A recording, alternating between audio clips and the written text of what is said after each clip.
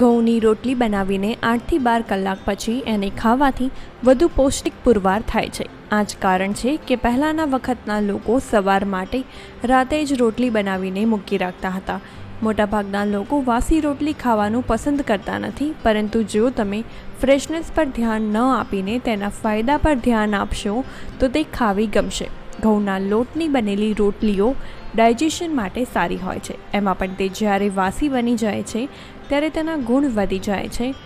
વાસી રોટલીથી શરીરને મળતા પોષક તત્વો તમારા હાડકાં અને સ્નાયુઓને મજબૂત બનાવે છે। શરીરને આ પ્રકારના ફાયદા મળતા સ્કિનની કોશિકા પણ અંદરથી સ્વસ્થ બને છે, સ્કિનને ગ્લો મળે છે। વાસી રોટલી રોજ દૂધ સાથે ખાવામાં આવે તો ડાયાબિટીસ અને બીપી કંટ્રોલમાં રહે છે। રોટલી વાસી થઈ જતાં તેમાં લાભકારી બેક્ટેરિયા આવી જાય છે અને ગ્લુકોઝની માત્રા પણ ઓછી હોય છે। વાસી રોટલી ખાવાથી પેટની બીમારીઓ પણ થશે નહીં। આ સાથે જ એસિડિટી અને કબજિયાત જેવી સમસ્યાઓ પણ દૂર રહે છે। વાસી રોટલીમાં ફાઇબર ભરપૂર હોય છે, જેના કારણે ડાયજેશન સારું રહે છે।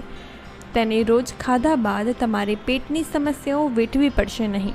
આ રોટલીઓ બોડી ટેમ્પરેચર મેન્ટેન કરવામાં મદદગાર સાબિત થાય છે। ખાસ કરીને ગરમીમાં વાસી રોટલી ખાવાથી હીટ સ્ટ્રોક જેવી સમસ્યા નહીં આવે।